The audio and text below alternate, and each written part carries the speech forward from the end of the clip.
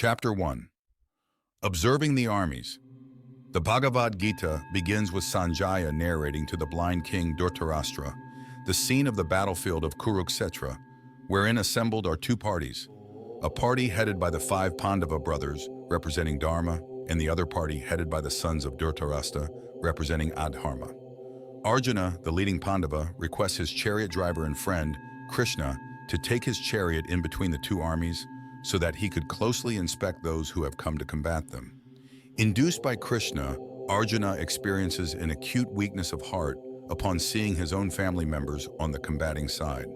With full self-honesty, Arjuna opens his heart before his dearest friend Krishna, describing his bodily symptoms of depression and acknowledging his material attachments on one hand, while on the other hand, laying down the dangers of sinning and loss of family values on account of killing the senior members of the family. Chapter 2, Contents of the Gita summarized. Unable to resolve the dilemma of what is in his best interest, whether to fight or to quit, with a heart filled with humility, Arjuna submits before Krishna, pleading Krishna to accept him as a disciple, and begs for direction. Krishna, the Supreme Personality of Godhead, at once takes the role of a teacher and begins to speak the Bhagavad Gita. Knowing our body to be simply a covering that cannot be preserved forever, we should develop the quality of acceptance. Each of us is constitutionally an eternal individual soul, untouched by the changing covering of matter. Therefore, we should live from the platform of the soul with our single-pointed intelligence directed toward a clear goal of life, while maintaining an inner purity of motivations, most practically achieved by engaging all our senses in the service of Krishna. Chapter 3. Karma Yoga in Practice. There are two possible paths to freeing the soul out of its bondage. First, the path of analysis, where we analytically subtract ourselves from this world, that is by the process of jnana yoga, or the yoga of knowledge. And second, the path of synthesis, where we progressively add ourselves to the divine, that is by the process of karma yoga, or the yoga of action. When we utilize our psychophysical nature in prescribed actions and engage the results of actions in Krishna's service with detachment, we are executing the yoga of action, which Krishna considers to be natural and superior to the yoga of knowledge. That is because the yoga of knowledge can lead to premature renunciation, resulting in frustration. Under the spell of our false ego, we falsely consider ourselves to be achievers and proprietors of results, while the actions are actually enacted under the influence of the modes of material nature. This results in undue attachment to the fruits of action, thus binding us to this material world.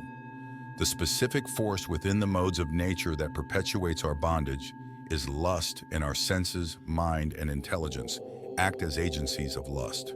This lust can be conquered only when we change our absorption from enjoying the sense objects to pleasing Krishna, thus capturing all the agencies of lust. Chapter 4. Transcendental Knowledge. The antidote for lust is knowledge. Knowledge is perfect when it originates from the supreme source of our existence, Krishna, and is preserved by a chain of qualified representatives of a bona fide disciplic succession. We become eligible to get liberated from our bondage and return back to Krishna's spiritual abode if we truly understand the transcendental nature of Krishna's birth and activities. There are two facets of transcendental knowledge: understanding Krishna's transcendental position and understanding that actions executed for Krishna's pleasure are transcendental. Only when knowledge and work transcendentally combine, work becomes a sacrifice. The sacrifice reaches its pinnacle point when we are ready to sacrifice our false ego. When we submit our false ego before a bona fide spiritual master, we receive the transcendental knowledge unadulterated. This transcendental knowledge in turn transforms our life completely and fills us up with transcendental bliss. Chapter 5. Karma Yoga in Perfection. Lord Krishna stresses the importance of remaining connected with the divine while executing practical actions for achieving quick success. Renunciation of action produces a lot of distress, while engagement in yoga unavoidably leads to self-realization. We don't need to necessarily change our actions, but make our motivations divine by dedicating them for the pleasure of God. It is possible by acting with purified intelligence, conquered mind, and conquered senses. This leads to the manifestation of full spiritual empathy and freedom from entanglement. Peace from all material pangs is sustainably attained only when we recognize Krishna to be the supreme enjoyer, the supreme controller, and the true well-wishing friend. This is the pivoting factor and the foundation for real happiness and success of a Niskama Karma Yogi, or a non-attached action yogi. Chapter 6, Dhyana Yoga. One cannot be a yogi or a renunciant without renouncing the desires for sense gratification. As an alternative to the process of non-attached action yoga, Krishna delineates another way to achieve the same goal, by the process of meditation yoga or Ashtanga yoga. Real renunciation refers to the spirit of renunciation, whereby one is not merely renouncing things or actions, but renouncing the false material conceptions that one is a proprietor of things, a doer of actions, and an enjoyer of results. One should elevate oneself by the mind. When the mind is under control, it acts as the friend of the self. Otherwise, the mind will pose as the enemy of the self.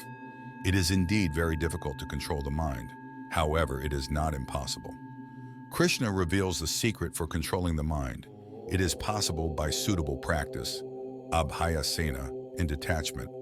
Success is assured for a rigid practitioner. Among all the yogis, a bhakti yogi, the one who connects with Krishna in love and devotion, is considered the highest. Chapter 7. Knowledge of the Absolute. Understanding the absolute truth entails knowing Krishna and his energies, and knowing Krishna as the governing factor of all his energies.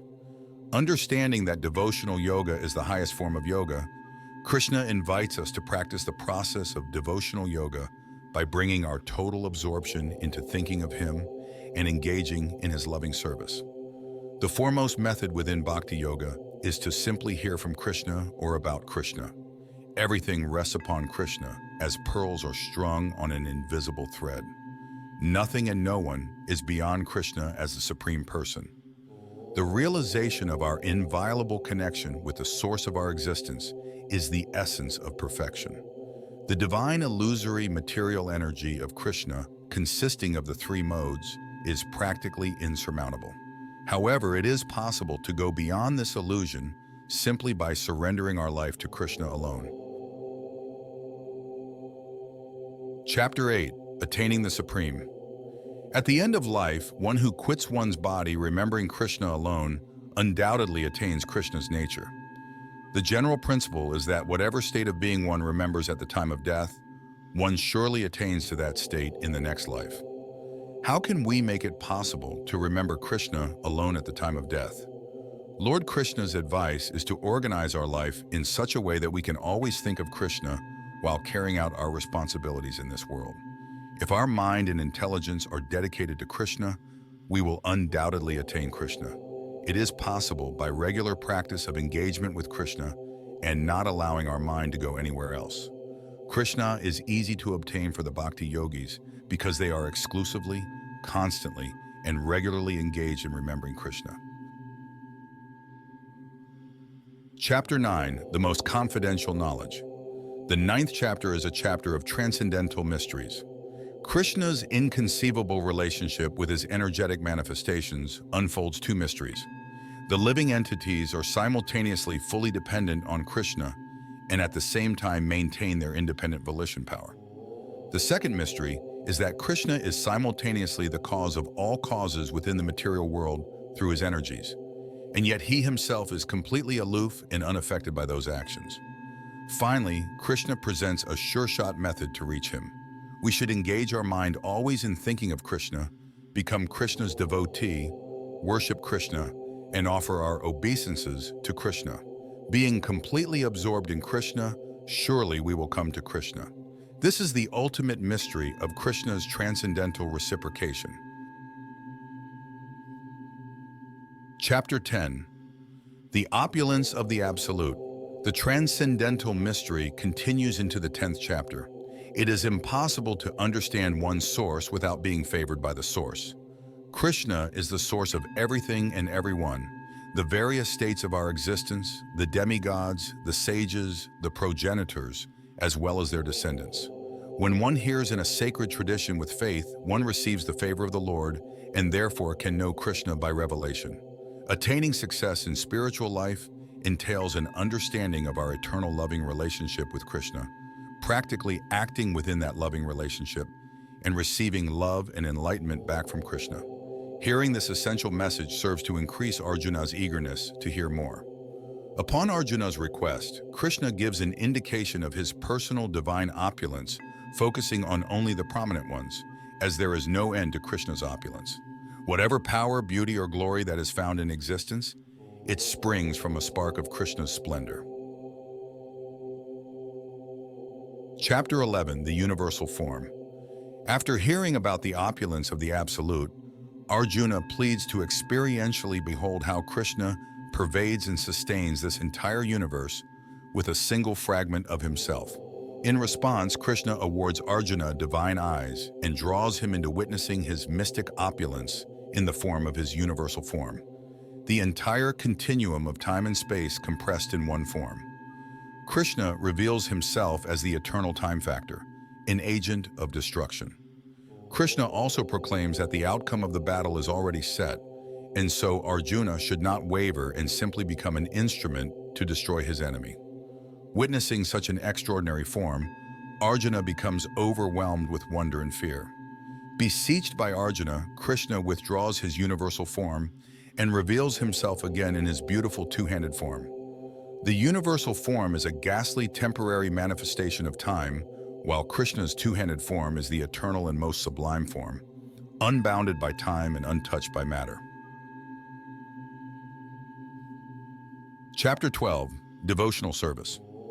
After getting an experiential realization of Krishna's all-pervading impersonal universal form and Krishna's two-handed personal form in front of him, Arjuna now naturally wants to find out which form of worship is most suitable. Krishna's response is clear and emphatic. Those who worship Krishna's personal form with devotion are considered by Krishna to be the most perfect. Krishna, furthermore, lays down the progressive stages of devotion and then lists the qualities necessary to become dear to him. The topmost stage of practice is to engage the mind and intelligence in Krishna. A devotee of Krishna who sincerely follows Krishna's instructions, making Krishna the supreme goal, is equipoised and satisfied in all circumstances of life, and is non-envious toward all living entities, is extremely dear to Krishna. Chapter 13, Nature, the Enjoyer and Consciousness. Everything in existence comes into being when the field and the knower of the field come together. Along with the individual soul, the indestructible supersoul, the superknower and the Supreme Lord, is also situated in the destructible body, and he is equally present everywhere. The beginningless eternal individual soul, acting as an enjoyer, associates with the temporary modes of nature and embraces its transformations. Thus, the soul becomes the cause of the mixed experience of sufferings and enjoyments, and gets born into good and evil species of life, characteristic of the particular modes of nature. The real enjoyer, the supersoul, as the neutral master, oversees and permits the experiences of the individual soul who is acting as an enjoyer.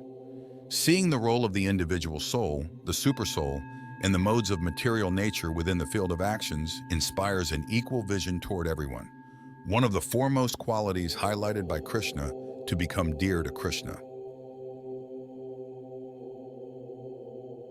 Chapter 14, the three modes of material nature. Goodness, passion, and darkness are the modes born of material nature. They bind the eternal embodied spirit soul that is dwelling in the body. The mode of goodness is illuminating and engenders clarity. However, it also binds the soul with attachment to happiness and knowledge. The mode of passion is born from the thirst for material association and binds the embodied soul with attachment to material fruit of actions. The mode of darkness, born of ignorance, binds the soul with madness, lethargy, and sleep. The modes of material nature seem insurmountable, but there is a way out. One who serves Krishna with unadulterated bhakti yoga can transcend the three modes of material nature completely and come to the stage of spiritual perfection. This stage of transcendence is characterized by one's equal disposition toward the dualities offered by this material world. Chapter 15, The Yoga of the Supreme Person. Krishna explained how a living entity is captured within its field of activities through the all-encompassing modes of material nature. Using the example of a reflected banyan tree, Krishna depicts the entire span of the field. After describing the field of actions and the helpless plight of the living entities, Krishna establishes his unique position as the external and the internal maintainer of everything. Whoever understands Krishna as the Supreme Personality of Godhead, without any doubt knows everything and wholeheartedly engages in his devotional service. This is the most confidential scriptural injunction, knowing which one becomes intelligent and accomplished. Chapter 16, The Divine and Demoniac Natures. Krishna described the field of actions as an inverted banyan tree, whose branches are developed and nourished by the modes of material nature.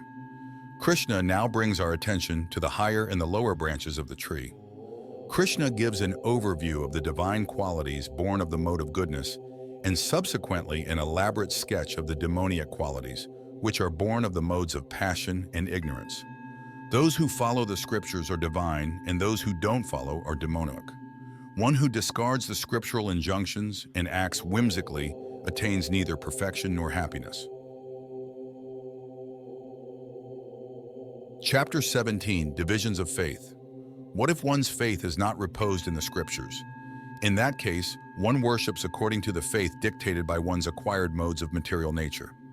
The influence of the modes can be seen in one's food habits, as well as in one's inner disposition in sacrifices, austerity, and charity. The modal contaminations in sacrifice, charity, and austerity can be counteracted by dedication to the Supreme through the chanting of Om Tat Sat. However, without faith in the Supreme, anything carrying a semblance of sacrifice, charity, and austerity is fruitless. Chapter 18, Conclusion, The Perfection of Renunciation. In the 18th chapter, Krishna summarizes what he has spoken before in the previous chapters. There are 5 factors behind any action: the field of action, the initiator of action, the senses, various endeavors, and the supersoul as the ultimate sanctioning agent. The modes of material nature pervade all aspects of existence: knowledge, action, performer, understanding, determination, and happiness. One should stick to one's prescribed duties based on one's psychophysical nature. Every endeavor is covered with fault, but can be purified by dedicating them to the Supreme Lord. Giving us the freedom of choice, Krishna repeats his supreme instruction, the sure-shot method to reach him that he had already stated in chapter 9. We should always think of Krishna, become his devotee, worship him, and offer our obeisances to him. We should abandon all other subsidiary engagements and simply take shelter of Krishna. Krishna will, in turn, deliver us from all sinful reactions. Hearing the Bhagavad Gita, Arjuna acknowledges that his illusion is now dispelled, and he is prepared to act according to Krishna's instructions.